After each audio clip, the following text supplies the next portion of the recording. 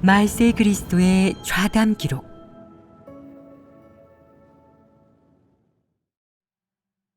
자신을 알아야 진리 추구에 유익하다. 사람이 자신의 폐괴 문제가 아주 심각하다는 것을 발견할 수 있는 것이 좋은 일이냐 나쁜 일이냐? 이는 좋은 일이다. 내가 자신의 폐괴를 발견하고 정확하게 인식할수록 자신의 본질을 인식할수록 구원받을 가능성이 더 커지고 구원받는 데에 더 가까워진다. 자신의 문제를 발견하지 못할수록 늘 자신을 훌륭하고 괜찮다고 여기게 되는데, 그럼 너는 구원받는 길과는 아직도 멀었고 아주 위험한 것이다. 어떤 사람이 자기가 본분을 잘 이행하며 진리를 교제하고 실행할 줄 안다고 늘 우쭐댄다면 이는 그의 분량이 아주 작고 유치하며 생명이 성숙하지 못했음을 증명하는 것이다. 구원받을 희망이 크고 구원받는 길에 들어설 수 있는 사람은 어떤 사람이겠느냐? 자신의 폐괴 성품을 진실로 인식하는 사람인데, 깊이 인식하는 사람일수록 구원받는 데 더 근접한 사람이다. 자신의 폐괴 성품이 모두 사탄의 본성에서 비롯되었음을 인식하고 자기가 양심과 이성을 갖추지 못했고 그 어떤 진리도 실행하지 못하며 폐괴 성품에만 의지해 살고 있음을 깨닫는 것. 또 자기가 정말 인성이라고는 조금도 없는 살아있는 마귀이자 사탄임을 깨닫는 것이 자신의 폐괴 본질을 진정으로 인식하는 것이다. 그가 이렇게 인식한다면 문제가 매우 심각한 것 같겠지만 사실 이것은 좋은 일이겠느냐 아니면 나쁜 일이겠느냐? 이것이 좋은 일인데도 어떤 사람은 자기가 마귀 사탄의 모습이라는 것을 알고는 소극적으로 변해 이젠 끝장이야. 하나님께서 날 원하지 않으셔. 틀림없이 지옥에 떨어질 테고 하나님께 구원받을 수 없을 거야. 라고 생각한다. 이런 경우가 있느냐? 너희가 말해보아라. 자신을 알아갈수록 점점 소극적이 되면서 난 완전히 끝장이야. 하나님의 심판과 형벌이 임했어. 이건 징벌이자 보응이야. 하나님이 나를 더 이상 원하지 않으신 거야. 구원받을 희망도 사라졌어. 라고 생각하는 사람이 있느냐? 이렇게 착각할 수 있느냐 없느냐? 사실 자기에게 희망이 없다고 생각할수록 오히려 더 희망이 있으니 소극적이 되지 말고 포기하지 마라. 자신을 아는 것은 좋은 일이다. 이는 구원받기 위해 반드시 거쳐야 할 길이다. 자신의 폐괴 성품, 각 부분에서 하나님을 대적하는 본질을 전혀 깨닫지 못하고 아직도 변할 생각이 없다면 문제가 된다. 이런 사람은 무감각한 것이고 죽은 사람이다. 죽은 사람을 살려내기란 쉽겠느냐? 이미 죽었으니 살려내기란 쉽지 않다. 어떤 사람들에게 하나님으로부터 회개의 기회가 주어지고 구원받을 희망이 있겠느냐? 그리고 이런 부류의 사람들은 어떤 모습을 갖추어야 하겠느냐? 우선 양심 지각이 있어야 한다. 어떤 일이 닥치든 그는 항상 하나님으로부터 받아들이고 하나님이 그를 구원하기 위해 일하고 있음을 마음속으로 알 수 있다. 그는 이렇게 말할 것이다.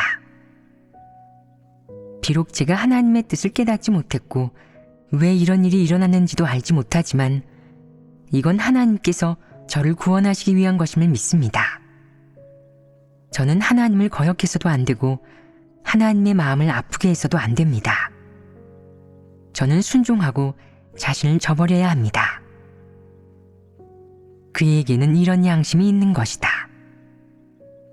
또 이성 측면에서 그는 하나님은 창조주이시고 나는 피조물이야. 하나님께서 어떻게 하시든 항상 옳고 하나님께서 나를 심판하고 형벌하시는 것은 내 패괴 성품을 정결케 하시기 위해서야. 창조주께서 피조물을 어떻게 대하시든 모두 합당한 것이지. 나하고 생각한다. 이는 사람이 마땅히 갖춰야 할 이성이 아니겠느냐.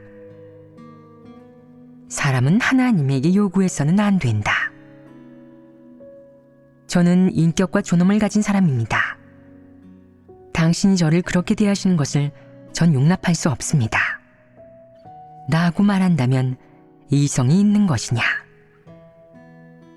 이는 사탄의 성품이고 정상인의 이성을 갖추지 못한 것이다. 하나님은 이런 사람을 구원하지 않고 그를 피조물로 인정하지 않는다. 저는 하나님께서 만드셨으니 저를 어떻게 대하시든 상관없습니다. 저를 나귀로 삼으시든 말로 삼으시든 그 무엇으로 삼으시든 상관없습니다. 제게는 자신의 선택과 요구가 없습니다. 나하고 말한다고 치자. 그럼 본분 이행이 조금 고생스럽고 힘들다고 고를 수 있겠느냐? 그럴 수 없습니다. 그렇다. 순종해야 한다. 어떻게 순종해야 하겠느냐? 처음에는 순종하는 것이 힘들고 괴로워 그저 도망치고 싶고 거절하고 싶을 텐데 어떻게 해야 하겠느냐? 하나님 앞에 나아와 기도하고 진리를 구하며 문제의 본질을 분명히 파악한 후에 실행의 길을 찾고 진리 실행을 위해 애쓰고 노력하며 조금씩 순종해야 한다. 이것이 바로 이성이 있는 것이다. 너는 우선 이런 이성을 갖춰야 한다. 양심과 이성을 갖추고 나면 사람은 또 무엇을 갖춰야 하겠느냐? 염치다. 어떤 일이 닥쳤을 때 사람에게 염치가 있어야 하겠느냐? 잘못을 저지르고 패역과 교활함, 간사함을 드러냈을 때, 그리고 거짓말하고 기만했을 때 의식이 있어야 하고 염치가 있어야 한다. 그로써 이런 행동이 진리에 어긋나고 존엄이 없는 것임을 알고 뉘우칠 줄 알아야 한다.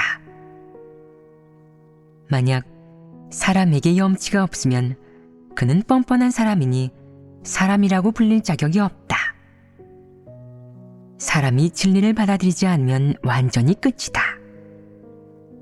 아무리 진리를 교제해도 속이에 경을 끼이고 아무리 말해도 지각하지 못하니 이를 염치가 없다고 말한다. 염치가 없는 사람이 뉘우칠 수 있겠느냐? 염치가 없으면 존엄도 없기에 이런 사람은 뉘우칠 줄도 모른다. 뉘우칠 줄 모르는 사람이 돌아설 수 있겠느냐? 돌아설 수 없는 사람은 손에 쥔 악을 내려놓지 않는다. 각기 악한 길과 손으로 행한 강포에서 떠날 것이라. 이렇게 할 수 있는 사람은 무엇을 갖춰야 하겠느냐? 이를 위해선 사람에게 염치와 양심 지각이 있어야 하고 잘못을 저지르면 마음의 가책을 느끼고 뉘우칠 줄 알아야 하며 잘못된 방법을 포기할 수 있어야 한다. 이런 사람은 돌아설 수 있는데 이는 인성에 최소한 갖춰야 하는 것이다. 양심, 이성, 염치 외에 또 무엇을 갖춰야 하겠느냐? 긍정적인 사물을 사랑하는 것입니다. 그렇다. 긍정적인 사물을 사랑하는 것은 진리를 사랑하는 것이고 진리를 사랑하는 사람만이 마음씨가 착한 사람이다. 악인이 긍정적인 사물을 사랑하겠느냐? 악인은 사악하고 흉악하고 악독한 것들을 좋아하며 부정적인 것과 관계에 있는 모든 것을 좋아한다. 긍정적인 사물을 얘기할 때 이 일이 사람에게 유익이 되고 하나님에게서 왔다고 하면 듣기 싫어하고 거기에 관심도 없다. 그러면 구원받을 수 없는 것이다.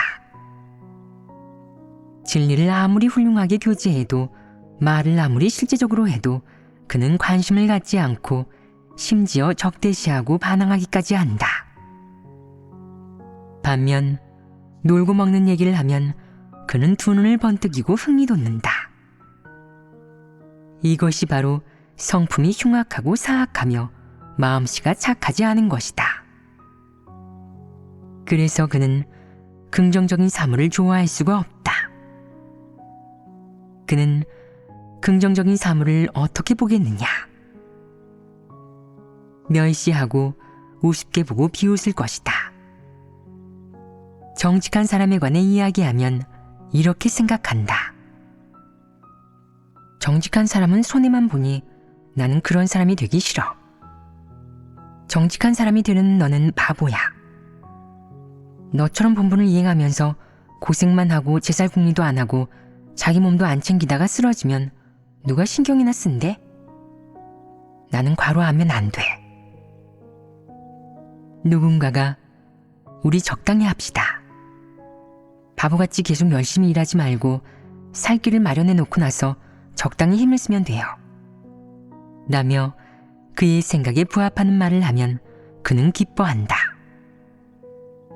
하나님께 절대적으로 순종하고 충성을 다해 헌신하고 본분을 이행하는 것에 대해 말하면 그는 반감을 가지며 혐오하고 귀를 닫아버린다.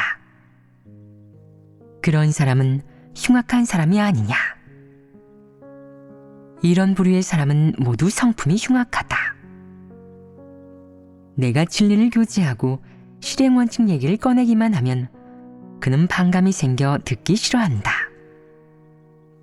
그는 이것이 그의 체면에 먹칠하고 그의 존엄을 훼손하며 아무런 득이 되지 않는다고 여긴다. 그는 속으로 온종일 진리며 실행원칙이며 정직한 사람이 되는 것만 말하는군. 정직한 사람이 되면 밥 먹여주나? 솔직히 말하면 돈을 주나? 속임수를 쓰면 이득을 볼 수 있다고. 라고 생각한다. 이것은 무슨 논리겠느냐? 도둑놈의 논리이다. 이 성품이 흉악하지 않으냐? 이것이 마음씨가 착한 것이겠느냐? 이런 사람은 진리를 얻지 못한다. 이런 사람이 봉헌하고 헌신하고 포기하는 것은 모두 목적이 있어서다. 그는 진작에 계산해 놓았다. 자기가 하나를 바치면 몇 개를 더 얻을 수 있어야 수지가 맞다고 생각한 것이다. 이것은 어떤 성품이냐? 이는 사악하고 흉악한 성품이다. 많은 사람들은 하나님을 믿으면서 진리를 구할 줄 모르고 항상 스스로 계산하고 안배하는 것을 좋아한다. 그 결과 몇 년이 지나도록 이렇다 할 수학 없이 아무런 진리도 깨닫지 못한 채 그 어떤 체험적 간증도 말하지 못하는데 그때서야 후회한다.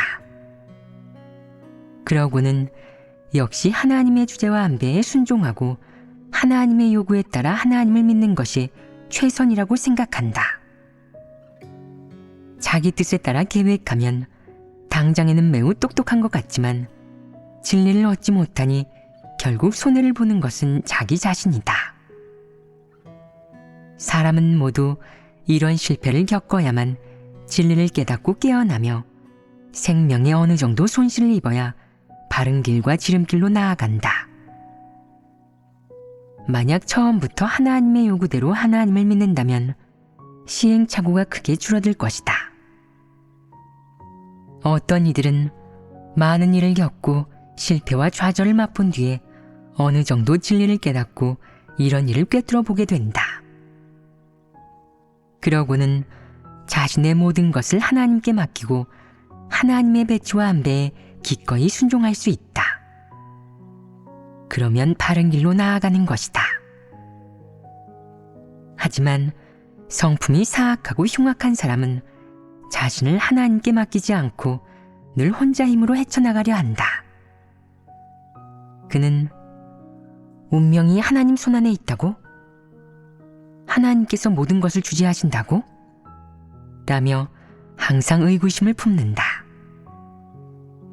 똑같이 하나님 집의 설교 교재를 듣는데도 누구는 들을수록 힘이 나고 내적 상태도 좋아지고 변화도 생기는데 누구는 들을수록 복잡하고 역부족이라고 느낀다. 이런 사람은 영적인 이해력이 없는 사람이다. 이외에 설교 교재를 들으면 마음속에 거부감이 들고 아무런 흥미가 생기지 않는 사람도 있다. 이를 통해 사람의 각기 다른 본성이 드러난다. 염소와 양, 진리를 사랑하는 사람과 그렇지 않은 사람이 모두 드러나는 것이다. 한 부류는 하나님 말씀과 진리, 그리고 하나님의 심판과 형벌을 받아들이는 사람이고, 또 다른 부류는 아무리 설교를 들어도 진리를 받아들이지 않고 그런 말들을 틀에 박힌 말로 여기는 사람이다. 설사 알아듣더라도 실행하려 하지는 않는다. 그가 자신의 계획과 사리사욕을 내려놓지 못하기 때문에 아무리 오래 믿어도 변화가 없는 것이다. 교회에서 이 두 부류 사람들의 차이가 분명하지 않으냐? 진정으로 하나님을 원하는 사람들은 남들이 뭐라고 하든 영향을 받지 않고 한결같이 하나님을 위해 헌신한다. 그는 하나님의 말씀이 옳고 하나님의 말씀대로 실행하는 것이 최고의 원칙이라고 믿는다. 사악하고 진리를 사랑하지 않는 사람들은 항상 생각들이 갈팡질팡한다. 오늘 복을 받을 가망이 있어 보이면 온 힘을 다해 모두에게 선행을 보이며 사람들의 마음을 사지만 시간이 흘러도 하나님이 축복해 주지 않으면 속으로 후회하고 원망하다가 결국엔 하나님께서 모든 것을 주재하시고 사람을 차별하지 않으신다는데 내 생각엔 꼭 맞는 말은 아닌 것 같다. 라는 결론을 내린다. 그는 눈앞의 이익밖에 모르는데 이익이 없으면 움직이지 않는 것이다. 이것이 흉악함이 아니겠느냐. 그는 누구와도 거래하려 하는데 심지어 감히 하나님과도 거래하려 한다. 나는 이득을 봐야겠어. 그것도 지금 당장. 기필코 이득을 보고야 말겠어. 라고 생각하는 것이다. 이 얼마나 강경하냐. 그의 성품이 흉악하다고 한다면 지나치겠느냐. 그러면 그가 흉악하다는 것을 어떻게 증명할 수 있겠느냐. 시련과 재난이 조금 닥치면 그는 받아들이지 않고 본분을 이행하지도 않으면서 손해봤다고만 생각한다. 내가 이렇게 많이 헌신했는데 하나님은 날 축복해주지 않으셨어. 대체 하나님이 계시긴 한 걸까? 이 도가 옳은 걸까? 라며 의구심을 갖는다. 그가 이득을 보려고 하는 것은 그가 기꺼이 원하거나 진심에서 우러나 헌신한 것이 아님을 증명하는데 이렇게 그는 드러나는 것이다. 욥이 시련을 겪을 때 그의 아내가 뭐라고 했느냐?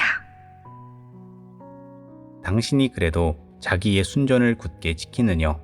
하나님을 욕하고 죽으라 라고 했습니다. 그녀는 불신파이다. 화가 닥치자 하나님을 부인하고 저버리려 했다. 하나님이 복을 내릴 때는 여호와 하나님, 당신은 위대한 구주이십니다. 당신께서 제게 이렇게 많은 재산을 주시고 저를 축복하셨으니 저는 당신을 따르겠습니다. 당신은 저의 하나님이십니다. 라고 했지만 그녀의 재산을 앗아갔을 때에는 당신은 저의 하나님이 아니십니다. 라고 했다. 그러고는 당신도 하나님을 믿지 마세요. 하나님은 없어요. 하나님이 계신다면 어떻게 강도가 재산을 빼앗아가게 내버려 두실 수 있나요? 어째서 하나님이 지켜주시지 않은 거죠? 라고 욥에게 말했다. 이것은 어떤 성품이냐? 이는 흉악한 성품이다. 일단 이익에 손실이 생기거나 자기 목적과 욕망이 충족되지 않으면 그 즉시 노발대발하며 반역하고 하나님을 배반하고 저버리는 유다가 될 것이다. 이런 사람이 많으냐? 이렇게 비교적 확실한 악인과 불신파는 지금도 교회의 일부 존재할 수 있다. 하지만 그 중에는 단지 내적 상태만 그런 사람도 있을 것이다. 다시 말해 그런 성품만 있을 뿐 꼭 이런 부류의 사람은 아닐 것이라는 말이다. 그런데 내가 이런 성품을 가지고 있다면 변화가 필요하지 않겠느냐? 이런 성품을 가지고 있다면 본성 역시 흉악할 것이다. 내게 이런 흉악한 성품이 있으면 너는 언제든 하나님을 대적하고 배반하고 적대할 수 있다. 이런 패괴의 성품이 하루라도 변화하지 않으면 너는 하나님의 마음에 합하는 것이 아니다. 하나님의 마음에 합하지 않으면 하나님 앞에 나와 하나님의 사역을 체험할 수 없고 구원받을 수도 없게 된다. 욥은 확실히 믿음이 있는 사람이었다. 하나님이 복을 내릴 때 그는 하나님께 감사했고 하나님이 징계하고 앗아갈 때도 하나님께 감사했다. 그가 체험하면서 마지막에 이르러 늙었을 때 하나님은 그의 모든 것을 빼앗았다. 그때 욥이 어떻게 행동했느냐? 그는 하나님을 원망하지 않고 찬양했을 뿐 아니라 하나님을 위해 증거했다. 여기에 사악한 성품이 있느냐? 흉악한 성품이 있느냐? 그렇게 많은 재산이 사라졌는데 그가 반역을 저질렀느냐? 원망을 쏟아냈느냐? 원망하지 않고 오히려 하나님을 찬양했다. 이는 어떤 성품이냐? 여기에는 양심과 이성, 긍정적인 사물을 사랑하는 마음 등 정상인성에 갖춰져야 하는 것들이 있다. 우선 그에게는 양심이 있었다.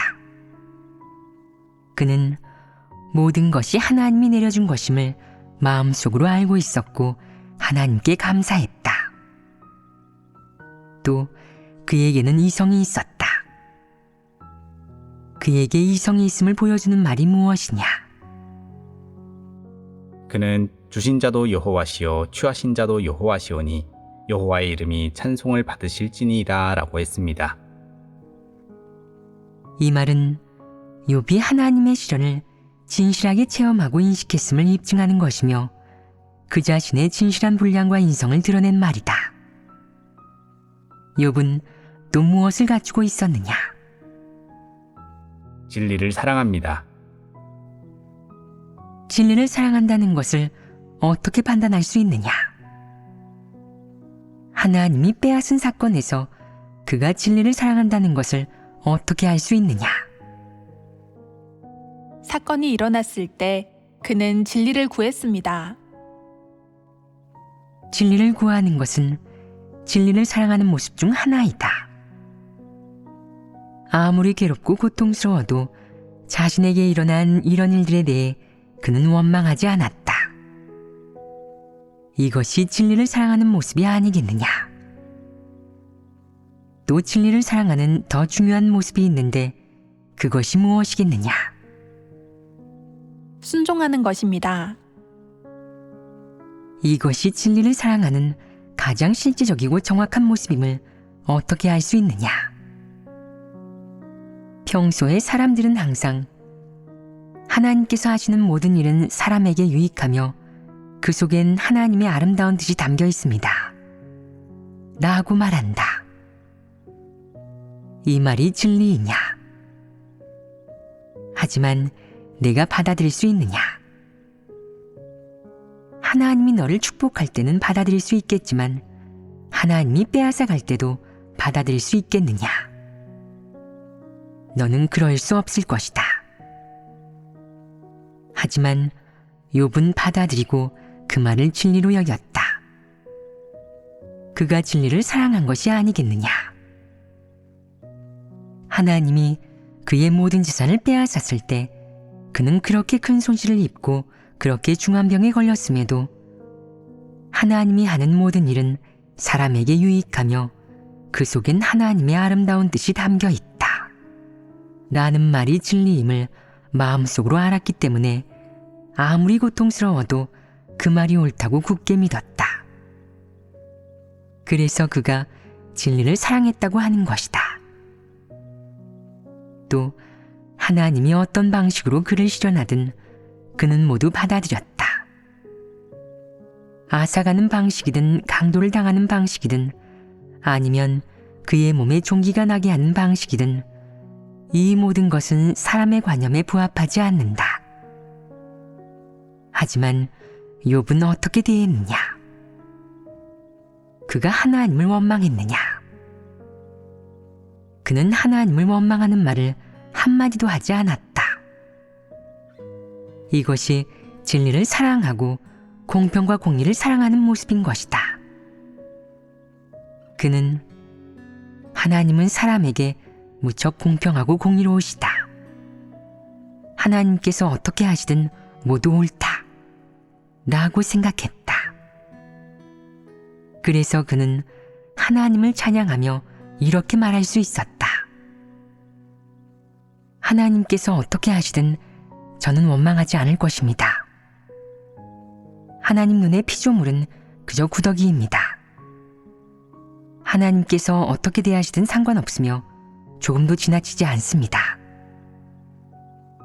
그는 하나님이 하는 모든 일은 옳고 긍정적인 사물이라고 생각했기에 자신이 아무리 고통스럽고 괴로워도 원망하지 않았다. 이것은 진실로 진리를 사랑하는 것으로 인정하지 않을 수 없다. 이는 다 실제적인 모습이 있는 것이다. 자신이 아무리 큰 손해를 입고 어려움을 겪어도 그는 하나님을 원망하지 않고 순종할 수 있었다. 이것이 바로 진리를 사랑하는 모습이다. 그는 자신의 어려움을 이겨내고 자신의 어려움을 이유로 하나님을 원망하거나 하나님에게 무언가를 요구하지 않았다. 이는 진리를 사랑하는 것이자 진실한 순종이다. 진실로 순종해야만 진리를 사랑하는 사람이다. 어떤 이들은 평소에는 도리를 잘도 말하며 큰소리치지만 큰일이 닥치면 항상 하나님에게 요구하며 끊임없이 간구한다. 하나님, 제 병을 거두어 주세요. 제 재산을 되돌려 주세요. 이것이 순종하는 것이냐? 이런 사람은 진리를 사랑하는 사람이 아니다. 그는 거짓말로 사람을 현혹시키기를 좋아한다. 그가 마음속으로 좋아하는 것은 재산과 이익이다. 욥은 물질적인 이익과 그의 모든 재산을 담담하게 대하고 순수하게 받아들였기 때문에 순종할 수 있었고 마음속으로 그런 일들을 꿰뚫어 볼 수 있었다. 그는 사람이 평생 버는 돈은 하나님께서 주시는 것입니다. 하나님께서 벌지 못하게 하시면 당신은 한 푼도 벌 수가 없고 하나님께서 벌게 하시면 당신은 하나님께서 주신 만큼 벌 수 있습니다. 라고 말했다. 그는 하나님이 만물을 주재한다는 사실을 분명히 알았다. 이 진리가 그의 마음속에 뿌리내려 하나님이 만물을 주재한다 라는 말씀이 욥에게 의심이 아닌 감탄이 되자 이 말씀이 그의 생명이 되어 그의 마음속에 담긴 것이다. 욥의 인성에는 또 어떤 것이 있었느냐? 그가 자신의 생애를 저주한 것은 무엇에서 비롯된 것이었느냐? 그는 차라리 자신이 죽을지언정 하나님이 그가 고통스러워하는 모습을 보고 가슴 아파하는 것을 원치 않았다. 이는 어떤 품성이고 어떤 본질이겠느냐? 선량함입니다. 그의 이런 선량함은 몇 가지 모습으로 나타났느냐? 하나님을 배려하고 이해하며 하나님을 사랑하고 흡족해 한 것이다. 사람이 이런 것들을 두루 갖추면 인격을 갖게 된다. 인격은 어떻게 만들어지느냐? 진리를 깨달아 하나님의 시련과 사탄의 시험 가운데 굳게 서서 증거하고 사람다운 모습을 살아내면, 그리고 사람의 기준을 충족하고 어느 정도 진리를 갖추면 비로소 인격을 갖게 된다. 인성 본질 측면에서 보면 욥에게 선량한 마음이 있었기 때문에 자기 생일을 저주할 수 있었던 것이다. 그는 자신이 죽을지언정 그가 고통스러워하는 모습을 보고 하나님이 가슴 아파하고 그를 걱정하는 것을 원치 않았다. 그는 이런 인성을 갖고 있었던 것이다. 선량한 인성과 본질이 있는 사람이어야만 하나님을 사랑하고 헤아릴 수 있다. 이런 것들이 없으면 사람은 무감각하고 냉혹해진다. 다시 바울과 대조해보면 그는 욥과 정반대였다. 바울은 항상 자기 생각만 하고 게다가 하나님과 거래까지 하려 했다. 면류관을 얻고자 했고 또 그리스도가 되어 그리스도를 대신하고자 한 것이다. 면류관을 얻지 못하자 하나님께 이치를 따지며 소송하려 했다. 이 얼마나 이성적이지 못한 모습이냐? 이는 염치가 없는 것이다. 사람에게 사탄의 패괴 성품이 있으면 변화해야 한다.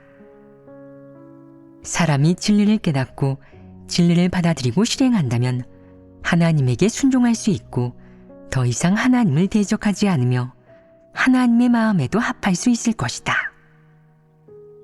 이런 사람은 진리 생명을 얻은 사람이고 하나님은 이런 피조물을 원한다.